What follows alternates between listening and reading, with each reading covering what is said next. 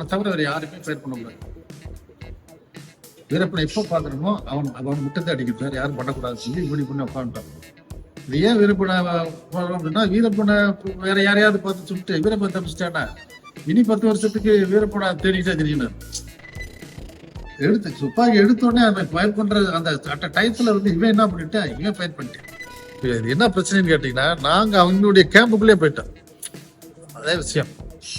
அப்ப எங்களுக்கு பின்னாடி சவுண்டு கேட்குது. அப்ப அவன் ரோசேஜ சென்டர்ல வச்சுட்டு அவன் அங்கிருந்து சென்ட்ரி போட்டிருக்கான் 3 பக்கம். நான் மைக்கெல்லாம் வந்து ஆஃப் பண்ணி வச்சுட்டு உள்ளே டிகர் எல்லாமே ரிலீஸ் பண்ணிட்டோம். ஃபயரிங் பொசிஷன்ல உட்காந்துருக்காங்க.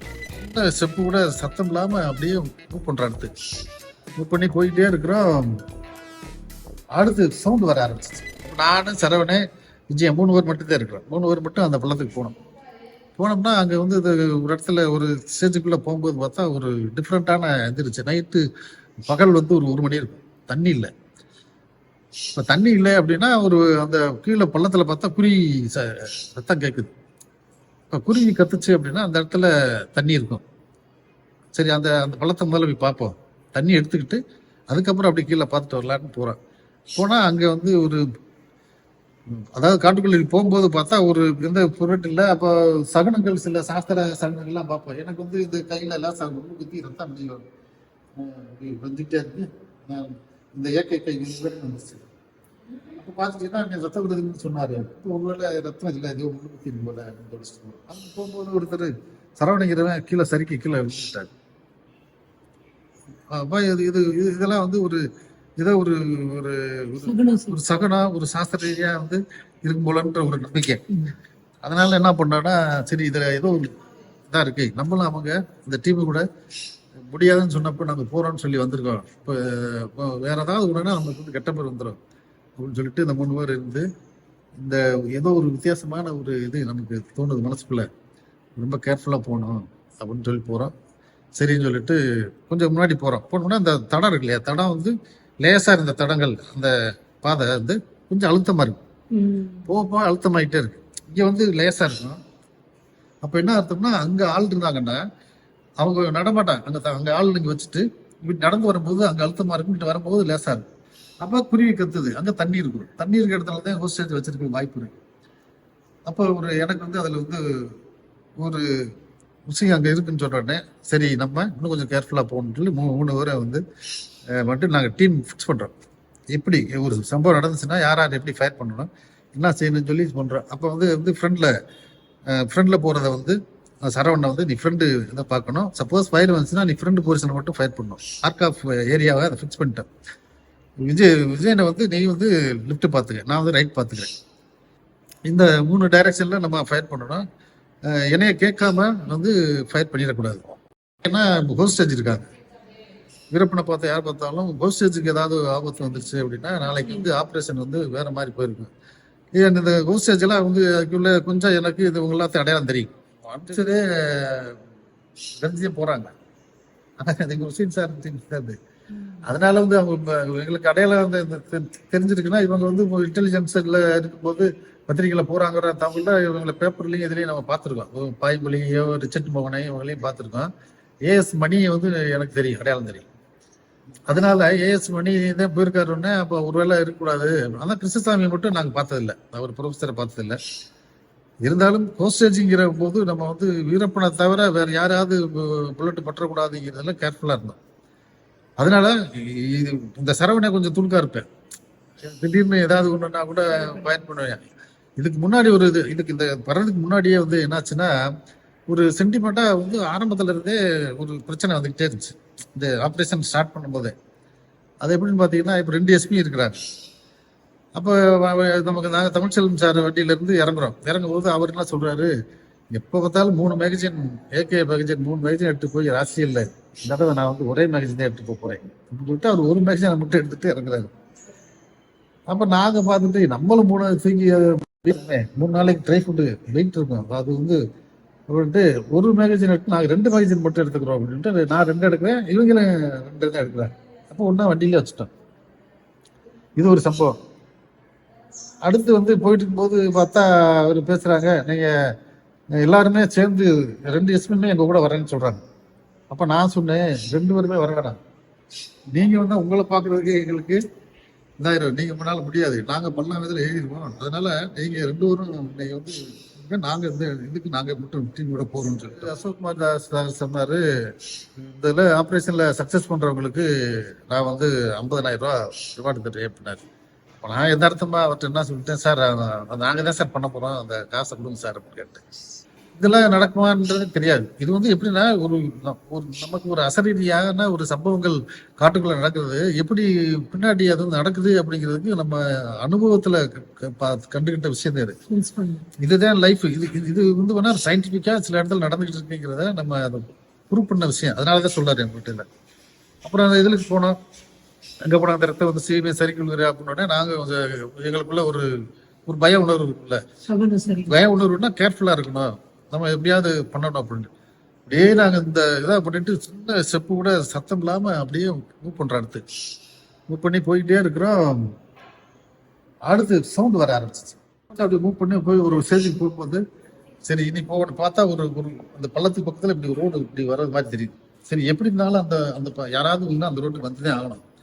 அது வரைக்கும் நம்ம சின்ன சின்ன நான் இருக்கிறது பார்த்தா இவ்வளோ ஒரு காஞ்சி போன மரத்து பக்கத்துல நான் கவர் எடுத்துட்டேன். இந்த பக்கம் சரவணனை, இந்த ரைட் சைடில் சரவணையும் 3 பேர் அப்படி முப்பணமா உட்காந்துட்டான். வீரப்பனை தவிர வேற யாருமே பயிர் பண்ணக்கூடாது.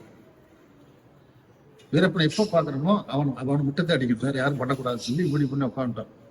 இது ஏன் வீரப்பனை அப்படின்னா வீரப்பனை வேற யாரையாவது பார்த்து சொல்லிட்டு வீரப்பனை தப்பிச்சிட்டானா இனி 10 வருஷத்துக்கு வீரப்பனை தேடிக்கிட்டே தெரியணும். நீங்க வீரப்பனை அடிச்சானே ஆப்ரேஷன் முடிஞ்சு, வீரப்பனை தவிர வேற யாரும் அடிச்சாலும் வேஸ்ட். அதனால வீரப்பனை தவிர நம்ம வந்து பார்க்காம யாருமே ஃபைட் பண்ணக்கூடாது அப்படின்னு சொல்லிட்டு உட்காந்துதான். பார்த்தா இந்த சரவணை நான் சொல்ல துருன்னு இருப்பான்னு அவன் ஒரு இடத்துல உட்காராம அங்கிட்டு நெளிச்சுக்கிட்டே உட்காந்துருக்கேன். அந்த சவுண்டு வந்து சரசு சேர்த்தோடனே இது என்ன பிரச்சனைன்னு கேட்டீங்கன்னா நாங்க அவங்களுடைய கேம்புக்குள்ளே போயிட்டோம். அதே விஷயம். அப்ப எங்களுக்கு பின்னாடி சவுண்டு கேட்குது. அப்ப அவன் கோஸ்டேஜ் சென்டர்ல வச்சுட்டு அவன் அங்கிருந்து சென்ட்ரி போட்டிருக்கான் 3 பக்கம். இப்ப நாங்க அவங்க கேம்புக்குள்ளே போயிட்டோம். உள்ளே போயிட்டீங்க? போயாச்சு. போனதுக்கு அப்புறம் தான் தெரியுது, ஆகா நம்ம உள்ளுக்கு வந்துட்டோம். பின்னாடி அப்ப டொக்கு டொக்குன்னு அவன் நோண்டிட்டு இருக்கேன், இந்த சைடு நோண்டிட்டு இருக்கேன் அப்படின்னு சொல்லிட்டு இதை நான் அவங்ககிட்ட நான் கெஸ் பண்ணிட்டு இதை வந்து இவங்க சொல்றது கூட எனக்கு டைம் இல்லை. நான் மைக்கெல்லாம் வந்து ஆஃப் பண்ணி வச்சுட்டு உள்ளே டிகர் எல்லாமே ரிலீஸ் பண்ணிட்டோம். ஃபயரிங் பொசிஷன்ல உட்காந்துருக்காங்க. அப்படியே கொஞ்சம் கொஞ்சமா உட்காந்துக்கிட்டே இருக்கிறோம். வேற ஒன்னும் எங்கேயும் அசைய வேணான்னு சொல்லியாச்சு. இவன் மட்டும் லேசா நெளிச்சிட்டு இருந்தோடனே அவனுக்கு பக்கத்துல இருக்கிற சென்ட்ரி டவுட் வந்து அவனுக்கு முன்னாடி வர்றான். அப்ப வரும்போது இந்த சவுண்டு நடந்து வர சவுண்டு கேட்டோடனே இவனும் பாக்குறதுக்கு முன்னாடி நான் மிலாசா திரும்பி பாக்குறதுக்கு முன்னாடி அவன் வந்து பச்சை கலர் ட்ரெஸ் போட்டு துப்பாக்கி அப்படி எடுத்து துப்பாக்கி எடுத்தோடனே அவன் ஃபயர் பண்ற அந்த டயத்துல வந்து இவன் என்ன பண்ணிட்டான், இவன் ஃபயர் பண்ணிட்டான். அவனை ஃபயர் பண்ண இவனும் எடுத்துட்டான். அப்ப என்னாச்சு, அவங்க ஃபர்ஸ்ட் ஓப்பன் ஃபயர் ஆயிடுச்சு.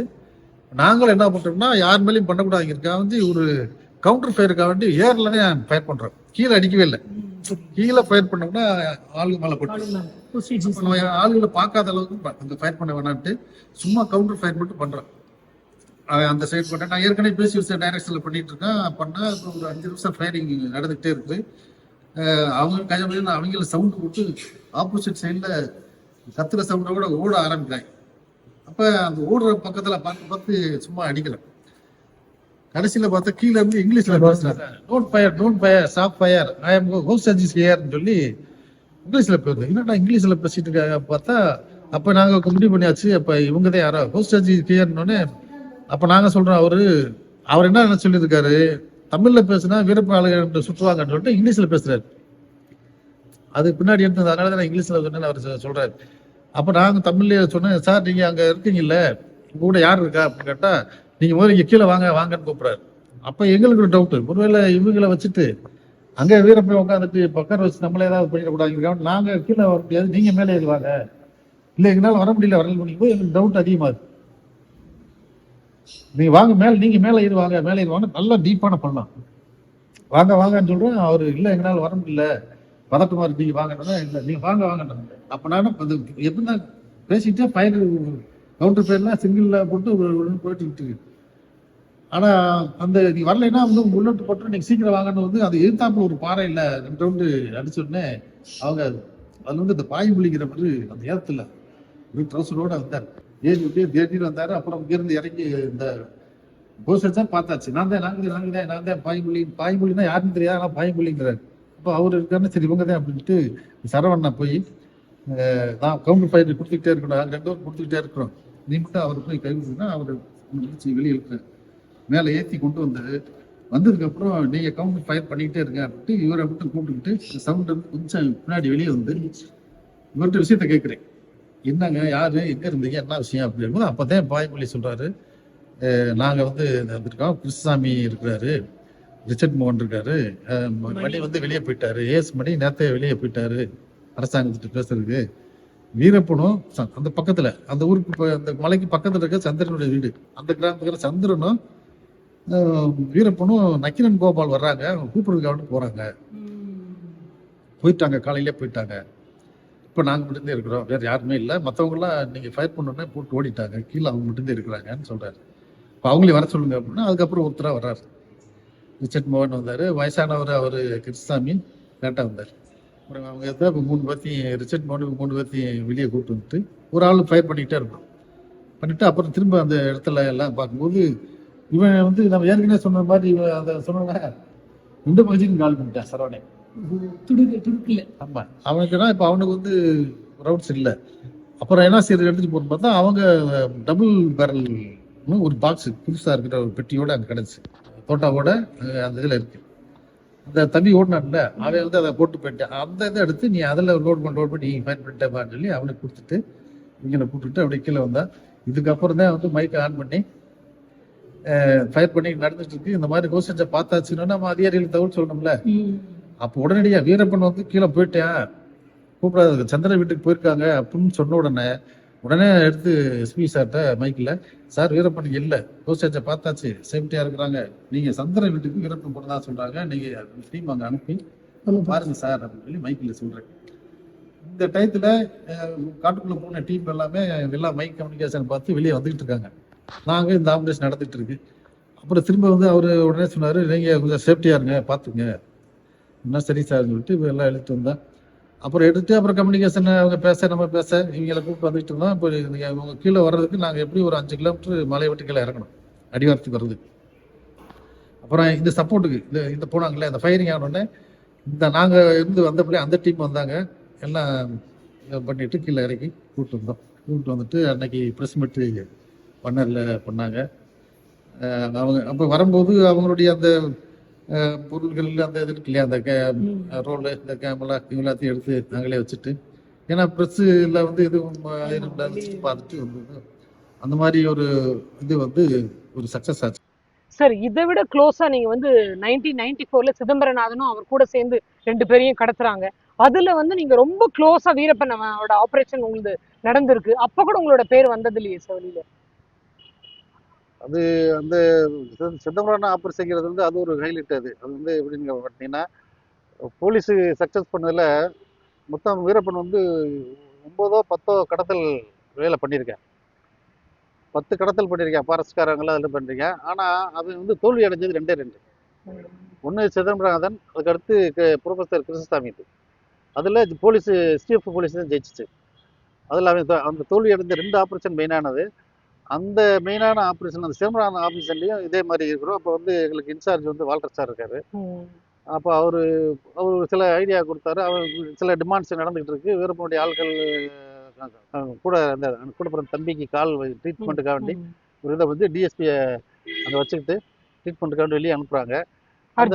அர்ஜுனனை வெளியே அனுப்புகிறாங்க. அந்த டயத்தில் எங்களை எல்லாத்தையும் வந்து ஒரு வாட்சிங்காக வேண்டி அங்கங்கே இந்த நேரத்தில் வேற எதுவும் அசம்பாவிதங்கள் பண்ணிடக்கூடாது, கடத்தினவங்க வந்து ஆபத்து வந்துடக்கூடாதுங்கிறக்காக வேண்டி ஒரு பாதுகாப்புக்காண்டி ஒரு சில டீமுகளை ரெடி பண்ணி, நீங்கள் தெரியாமல் அளவுக்கு நீங்கள் போங்க, மற்றபடி ஆப்ரேஷனை வந்து வேற மாதிரி பண்ணுன்னு சொல்லி ஒரு மேலேருந்து கீழே நீங்கள் ஒரு ரெக்கி பண்ண சொன்னாங்க. அதாவது அந்த ஃபாரஸ்ட்ல அவர் எங்கே கடத்தி வச்சிருக்காங்க என்னன்றது யாருக்கும் தெரியாது. அப்போ என்னன்னா கன்சிடருக்கு நம்ம ஒரு பக்கம் பேச்சுவார்த்தை நடந்தாலும் ஒரு இன்டெலிஜென்ஸுங்கிறது வந்து அந்த டீம் இன்டெலிஜென்ஸ் டீமை மட்டும் ஒரு 3 டீமாக பிரித்து ஓரளவுக்கு ஒரு ஹைட் அவுட் வேணுங்கிறதுக்காக வேண்டி ஒரு ரெக்கி பண்ணுறதுக்காக வேண்டி ஒரு டீம் அனுப்புகிறாரு. இப்போ அதில் ஒரு டீமில் நான் இருக்கிறேன். அப்போ அந்த டீமில் அதுவும் இதே மாதிரி ஒரு நைட்டாக போனதுனால மேல இருந்து கீழே இறங்குறோம். கோத்தகிரியில இருந்து எல்லா ஆப்ரேஷன் சில சமயத்தில் கீழே இருந்து மேலே போவோம். கீழே இருந்து மேலே போகும்போது அட்வான்டேஜ் வந்து வீரப்பனுக்கு இருக்கும். நம்ம அவர் மேல இருந்து பாத்துறாரு. ஆமா, வீரப்பன் வந்து எப்படின்னு பார்த்தீங்கன்னா, வீரப்பன் 10 வருஷமா ஜெயிச்சதுக்கு காரணமே இந்த பாயிண்ட் தான். புரியுது புரியுது. இப்ப நம்ம ஒரு வீட்டுக்குள்ள இருக்கேன், நான் வீட்டுக்குள்ள இருந்து நான் ஒரு திருடன். ஆனா நான் வீட்டுல இருந்து எல்லா ஜன்னல் வழியா நான் பார்ப்பேன். ஆனா என்னைய தேடி வர்றவங்கல நான் எந்த இடத்துல எந்த ரூம்ல இருக்கேன்னு தெரியாது. அப்ப நான் வெளியே பார்த்துட்டு அதுக்கு தகுந்த மாதிரி நான் வந்து ஒளிஞ்சு போயிருந்தேன். ஆனா எதிர்த்து ஃபயர் பண்ணியிருந்தேன்னா ஆப்ரேஷன் எப்பயும் முடிஞ்சிருக்கும். மேக்சிமம் போலீஸை பார்த்தா ஒளிஞ்சு போற ஆள்கிட்ட அந்த மாதிரி போனதுனால அது வந்து அவ்வளோ நாள் இழுத்துருச்சு. அது மாதிரி நம்ம கீழே இருந்து போகும்போது ஒரு மேலே ஒரு எலிவேஷன் பாயிண்ட் இருந்து பார்ப்பேன். அவன் சென்ட்ரி போட்டு பார்க்கும்போது நம்ம போனோம்னா தெரிஞ்சிடும். அதனால இந்த இடம் என்ன பண்ணாங்கன்னா மேலேருந்து கீழே வந்தோம், டாப்ல இருந்து இந்த பக்கம் வந்தோம். அப்போ என் டீமில் வரும்போது ஒரு சிவிலியன்ஸ் ஒரு பையன் இருந்தேன், அவன் பேர் எனக்கு ஞாபகம் இல்லை, அந்த சிறுமுகைக்காரன். அந்த பையன் வந்து என் கூட வந்தேன். அப்போ நான் எந்த டீமில் போகிறேன்னா கோபால் சாமின்னு சொல்லி ஒரு இன்ஸ்பெக்டர் இருந்தார், அதுவும் இன்டெலிஜென்ஸ் டீம். அதில் ஒரு அவங்க பேரெல்லாம் இப்போ மறந்துச்சு, ஒரு டீமில் இருந்தாங்க. இப்போ எல்லாம் அந்த கூட இருக்கிறவரோட இப்போ டிஎஸ்பி இருக்கிறாரு. அவங்க ஒரு பையனை கைடாக கூட்டு வந்தாங்க. இந்த டீமுக்கு வந்து கைடாக அந்த வழி காமிக்கிறதுக்கு கூப்பிட்டு வருவாங்க. அந்த பையன் கூட நான் வந்து பேசிக்கிட்டே வரேன். பேசிட்டு வரும்போது இப்படி தங்கி வர்றாரு, ரெக்கி பண்ணுறதான்ட்டு கொஞ்சம் உட்காருவாங்க. இப்போ கிருஷ்ணசாமி சொல்லி அவர் இறந்துட்டாரு, அவரு இந்த டீமில் வராங்க. எங்கள் டீம் எல்லாம் சேர்ந்து எங்கள் ஆப்ரேஷன் டீமோட இந்த டீம் வருது. அப்போ அந்த பையன்கிட்ட பேசி கொடுத்துட்டு காலையில் கொண்டு போன அந்த பிரேக்ஃபாஸ்ட்லாம் முடிச்சுட்டு கேட்டுக்கிட்டு இருக்கோம். அப்போ அவனுடைய பேச்சு பார்த்தீங்கன்னா ஒரு படபடப்பாக ஒரு பதட்டத்தோட கேட்குற கேள்விக்கு அவன் பதில் சொல்லவே இல்லை. ஆனால் வீரப்பனை பற்றி தெரிஞ்சது மாதிரி அந்த டிஎஸ்பி திருமணானை பற்றியெல்லாம் டீட்டெயிலாக சொல்கிறேன். அப்போ அவங்க தோட்டம் இங்கே இருக்குன்னு சொல்லும்போது இந்த பையனுக்கு தெரிஞ்சிருக்கே அப்படின்ட்டு திரும்ப பேசிகிட்டே வர்றேன். ஆனால் அவன் அந்த பையனை இவங்க தான் ஒரு இதில் கூப்பிட்டு வந்திருக்காங்க, ஒரு அந்த பக்கம் ஏரியாவிலேருந்து கூப்பிட்டு வந்திருக்காங்க. அந்த பையன் வந்து இந்த கடத்தும் போது இந்த வீரப்பன் டீமில் போயிட்டு வந்திருக்கேன், உள்ள போயிட்டு வந்திருக்காங்க. ஆனா அது வந்து போலீஸுக்கே தெரியல, எங்களுக்கு யாருக்குமே தெரியாது. நான் அவன்கிட்ட பேசும்போது தெரிஞ்சு அந்த அப்ப அவன் என்ன சொல்றேன்னா, ஒரு இடத்துல ஒரு பர்டிகுலர் பாயிண்ட்ல வந்துடும்போது அவன் இந்த பக்கம் வாங்க சார் போலாம், கிட்ட வெளி சார் கூப்பிடுறேன் என்னைய. இப்ப எல்லாமே இந்த டீம் பூரா செதறி அங்கங்க உட்காந்துருக்காங்க, சாப்பிட்டுட்டு இருக்காங்க. இங்க ஒரு 10 பேர் அங்க ஒரு இப்படி உட்காந்துருக்காங்க. ஏன்னா இது ஒரு இன்னும் ஆப்ரேஷன் கிடையாது, இது ஒரு சும்மா ஒரு ரெக்கி தானே போறான், ரொம்ப கேஷுவலா வர்றாங்க. இப்போ நானும் கேஷுவலா வீட்டை பேசிட்டு நான் ஒரு பக்கம் இருக்கேன், இந்த பக்கம் போகலாம் அப்படின்னு சொல்லும்போது இவன் அந்த பக்கம் ஒரு பள்ளம் போகுது, அந்த பள்ளத்துக்கு போகாம இந்த பக்கம் கூப்பிடுறேன். அவங்க நீங்க சொல்றத பார்த்தாக்கா எந்த பக்கம் அவங்க அந்த பிணை கைதிகளை வச்சிருக்காங்களோ அந்த பக்கம் போகாம உங்களை வேற பக்கம் போறதுக்காக அவர் டைவர்ட் பண்ணிருக்காரு. அவன் வந்து கைடுனால அவன் சொல்றத நம்ம வந்து எப்பயுமே ஃபாலோ பண்ணுவோம். இப்படி போகலாம்னா இங்கிட்டு போகலாம், இங்கே போகலான்னு போவோம். அந்த இது வந்து ஓப்பன் ஸ்பேஸ், அது ரொம்ப திக் ஃபாரஸ்ட் எல்லாம் கிடையாது. அது வந்து எல்லாம் எப்படி போகலாம், அதில் வழி காமிக்கணும்னு அவசியம் இல்லை. நான் அவங்க கூட பேசிட்டு கேஷுவலாக வரும்போது சாப்பிட்டு போகும்போது வாங்க மாப்பான்னு சொல்லிட்டு நான் ஒரு பக்கம் இறங்கும் போது இல்லை சார் இப்படி போவோம் அப்படின்னு என்னை கூப்பிடுறேன்.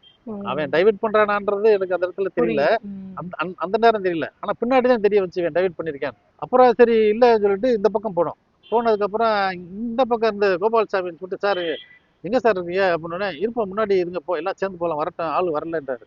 அப்ப நான் இங்கிட்டு போனவன் திருப்பி இந்த பக்கமே வர்றேன். இந்த இடத்துல ஒரு பள்ளம் இருக்கு, அந்த பள்ளத்துக்கு மேட்டில் இருக்கிறோம், அதுக்குள்ளதான் இருந்திருக்காங்க. அந்த பள்ளத்துலதான் அந்த டிஎஸ்பியோட இருந்திருக்காங்க. நீங்க அதனால அந்த பள்ளத்துக்கு வர வந்திருக்கேன். இப்ப நாங்க பேசுற சத்தமே அவங்களுக்கு கேட்டுனோடனே ஏதோ போலீஸ் வந்துட்டாங்கன்ட்டு கிளம்ப ஆரம்பிச்சிட்டாங்க. கிளம்பி போனது எங்களுக்கு அவனுக்கு தெரியாதுல்ல, ஆனா அவங்க கிளம்பிட்டாங்க. ஒரு 1/4 மணி நேரத்துக்கு முன்னாடியே போலீஸ் வந்துருச்சுன்னு சொல்லிட்டு டிஎஸ்பி எல்லாமே கிளம்பிட்டாங்க, அந்த இடத்த விட்டு கிளம்பி. அப்ப அந்த பள்ளத்து வழியா வந்து இந்த பக்கம் வந்துட்டாங்க, நாங்க இங்கிட்டு போறோம். இப்ப அவங்க இப்படி வர, நாங்க இப்படி போறோம். இப்படி போன உடனே என்னாச்சு, இவன் அதுல இருக்க யாரே ஒருத்தனை பார்த்துட்டாவே. இவன் பார்த்த உடனே ஒரு பள்ளத்துல இருந்தவன் ஒருவேளை நம்ம வீரப்பன் கூட இருந்தா நம்மள போலீஸ் கூட கூட்டு வந்துட்டான்ற பயத்துல அந்த பாறை இருந்து கீழே தவிட்டேன். மேல அந்த மரத்து மேல அப்படியே தவிட்டேன். அப்படி மரத்துல இருந்து தவி கீழே போயிட்டேன். ஓடாரா இவன் டவுட்டு, இவன் பதட்டமா இருந்தேன், இவன் ஏன் ஓடணும். அப்போ வரைக்கும் வீரப்பன் போனான்னு தெரியாது. போனவன் திருப்பி ஏறி மேலே வரையான். இந்த ஜஸ்ட் மேகசின் வச்சிருக்காரு அவர்.